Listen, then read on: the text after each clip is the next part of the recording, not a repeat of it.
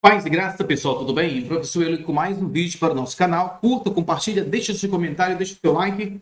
Aqui o assunto é grego, o assunto é palavra de Deus dentro da língua grega.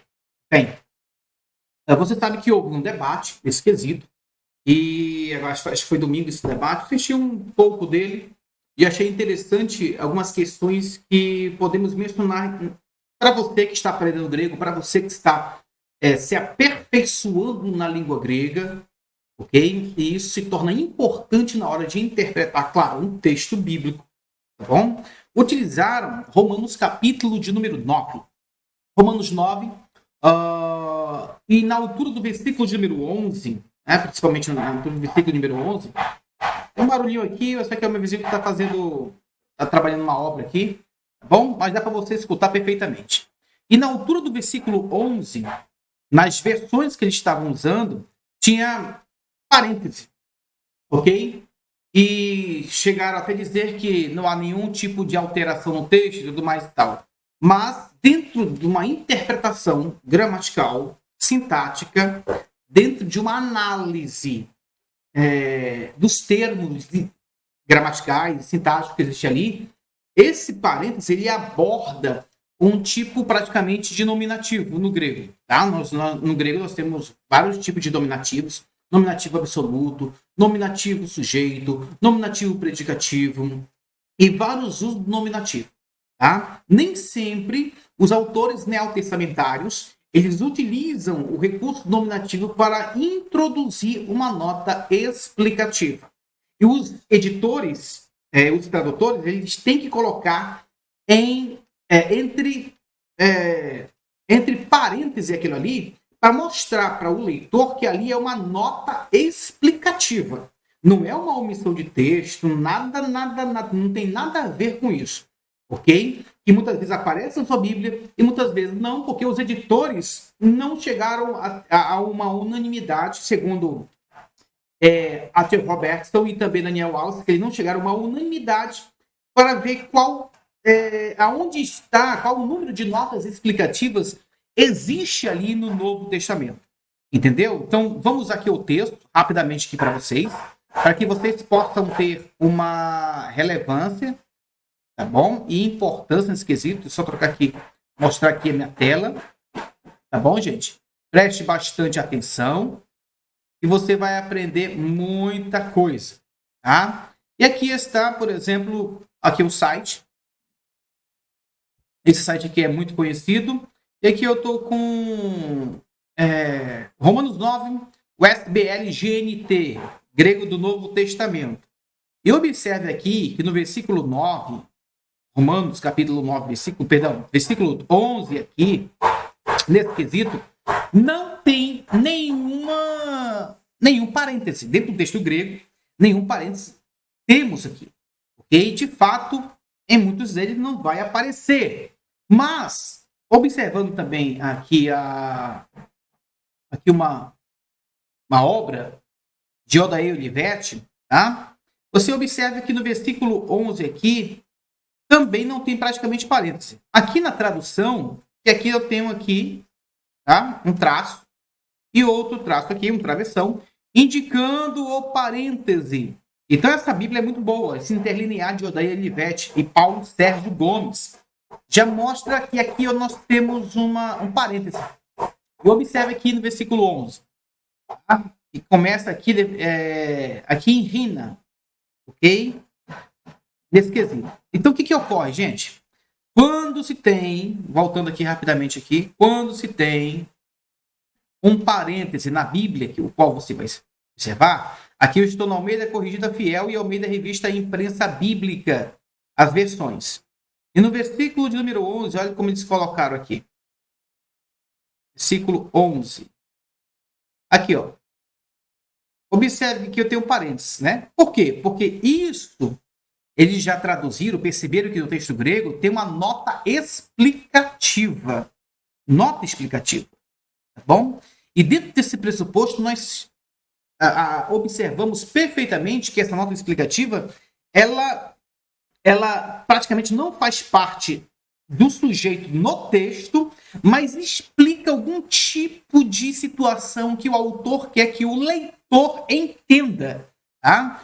Olha só o que nós temos aqui. Porque não tendo eles ainda nascido, nem feito bem ou mal, aí tem uma explicação aqui dentro aqui, ó. Para que o propósito de Deus, segundo a eleição, ficasse firme.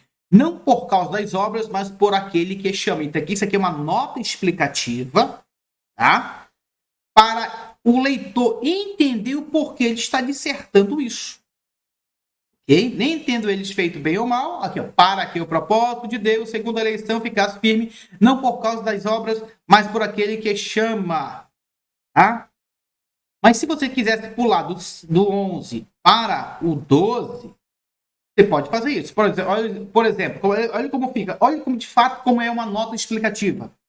Porque não tendo eles ainda nascido, nem tendo feito bem ou mal, agora vou pular para o 12. Foi dito a ela quem? A Rebeca, tá? O maior servirá ao menor. Bom, então isso aqui, ó, que Paulo faz é uma nota explicativa, explicando para o leitor, deixando entendido para o leitor acerca do propósito de Deus segundo a eleição, né? E não por causa das obras, mas por aquele que chama. Por isso que eu tenho aqui, porque ainda não tendo eles feito bem ou mal, tá? E essa sentença aqui também já temos uma outra função que é chamado de genitivo absoluto, e aqui está no grego, tá, gente? Podemos observar aqui perfeitamente, ok? O versículo de número 11 aqui, ó, genetenton, tendo eles nascido, nós temos aí praxanton, ou seja, tendo feito aqui pi, agaton, kakon, ou seja, tendo praticado bem ou mal, tendo eles nascido, nem tendo praticado bem ou mal. Esses dois aqui, esses dois particípios verbais, estão no caso genitivo, indicando o genitivo absoluto. E geralmente o genitivo absoluto ele tem uma ideia adverbial, mostrando uma ideia de tempo também, adverbial temporal. Né? Por isso que a tradução seria, de fato, embora eles não tenham nascido, nem praticado bem ou mal, aí vem a nota explicativa. Para que o propósito de Deus perdurasse, não por aquele que, não pelas obras, mas por aquele que chama. Isso aqui é uma nota explicativa que o autor faz, deixando bem entendido ao leitor também de sua época. Tá? Na verdade, a exegese ela exige do exegeta que interprete todos os termos aqui sintáticos e gramaticais, e muitas vezes as pessoas não são capacitadas para isso, tá bom? Por isso que estamos aqui mostrando o nosso trabalho, mostrando que, de fato, o que existe no texto, nesse quesito, e tudo isso deve ser levado em consideração, tá? Nesse quesito. Então, o que ocorre, gente? Preste bastante atenção. Existem algumas questões que devem ser trabalhadas, tá? Essas questões devem ser endereçadas para você ter uma boa interpretação. Porque uma vez que você passa por cima, uma vez que você não reconhece que de fato ali tem uma nota explicativa, tá? Deixa eu só, acabei esquecendo aqui, voltando aqui para algo bastante interessante também, no mesmo site, mostra para vocês que tem outras notas explicativas no texto, tá? E vamos observar o seguinte aqui. Aqui eu estou em Romanos 9. Se eu colocar, por exemplo, aqui, vamos colocar o Romanos 7. Rápido. 7. Vamos para Romanos 7. Romanos 7:1, você já tem essa sentença aqui, ó, toda ela. Romanos 7:1, toda uma sentença aqui, até o versículo 2. Mas observe o seguinte, nesse texto aqui, ó. Gnoskosin nomum lalo. Se você não tem, nós temos aqui agnoeite, ou não sabei irmãos, aqui é o endereço daí, ou não sabei irmãos. Aí você pega daqui, ó, que a lei tem domínio sobre o homem por todo o tempo que vive. Olha a pergunta. nós temos ponto e vírgula aqui, uma pergunta. Não saber, irmãos, que a lei tem domínio sobre o homem por todo o tempo que vive? Rotironomos, queriuei, querieuei, tuantropo, aphoson chronon, zé. Basicamente, é isso que nós temos no texto, tá? O que nós temos aqui? Não saber, irmãos, que a lei tem domínio sobre o homem por todo o tempo que vive? Podemos traduzir dessa forma, tá? Aí o que ocorre aqui? Aqui é uma nota explicativa, gente. Tá bom? Aqui uma nota explicativa. Nem sempre o nominativo absoluto vai ser usado. Mas aqui, ó, nós temos claramente essa nota explicativa que os editores do grego não colocam entre parênteses, que deveriam colocar para indicar para o leitor que aqui, de fato, é uma nota explicativa. E essa nota explicativa diz assim: Gnosko singar nom lalu. Falo aos que conhecem o que? A lei. Então, está explicando aqui essa sentença. Tá? Não ignoreis, irmãos, não sabeis, irmãos, que a lei, né, tem domínio sobre o homem por todo o tempo que vive? Uma pergunta.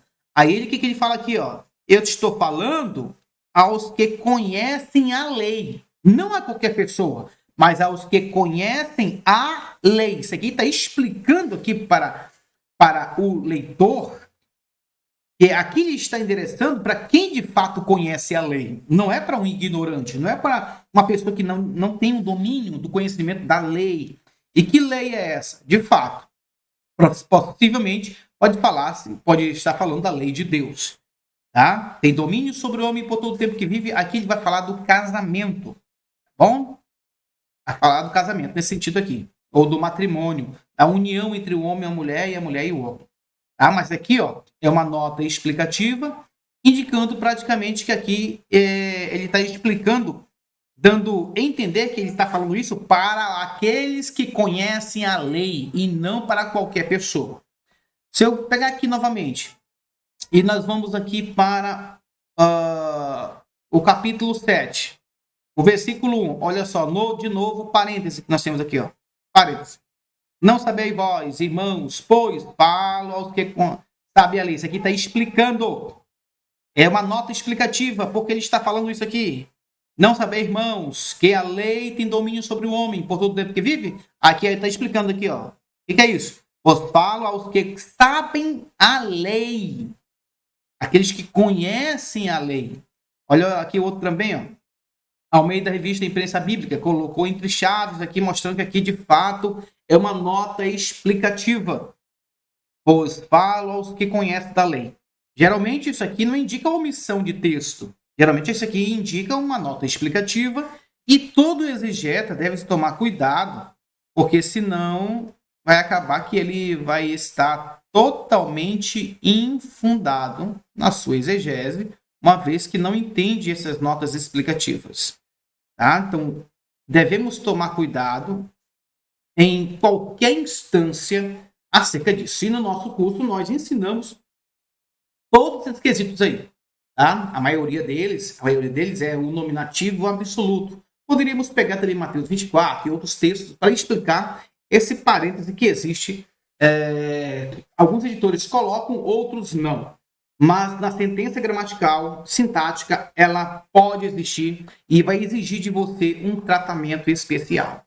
Então, nesse debate, eu observei que essa questão que, de fato, estavam confusos concernente a essa nota explicativa, achando que era uma omissão de texto. Mas não é omissão de texto, não tem nada a ver acerca disso, tá? Desse quesito. E concernente à interpretação praticamente de Romanos capítulo 9, 10 e 11, e qualquer texto das Escrituras, se deve levar em consideração, gente, sempre a exegese. A delimitação de texto, ela deve ser levada em consideração, que é chamada de perícope ou pericopite, e dentro dessa delimitação ela está dentro de uma seção maior. E tudo isso, quando se trata de soteriologia, a doutrina da salvação não é um texto que vai explicar o seu escopo. Mas o texto referido deve ser lá trabalhado em todas as suas minúcias, tá? Nesse quesito aí. Então, muitas das vezes, o exegeta não está gabaritado, capacitado para interpretar os termos gregos nesse sentido e acaba fazendo uma interpretação infundada, tá bom? A minha observação aqui foi somente na questão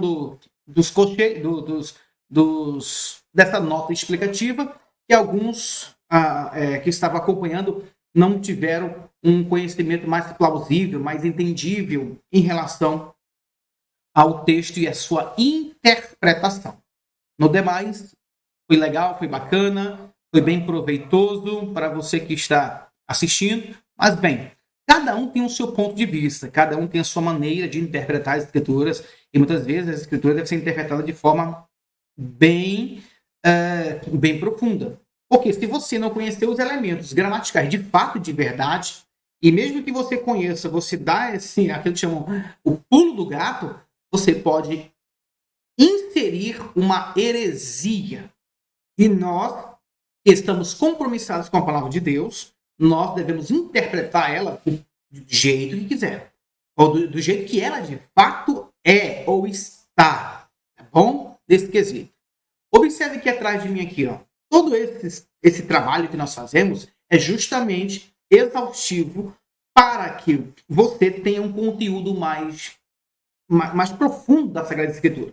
Os nossos alunos estudam bastante para aprender todos os termos gregos, para aprender o nível básico intensivo, avançado, nível intermediário. Inclusive, eu estou escrevendo isso aqui, ó.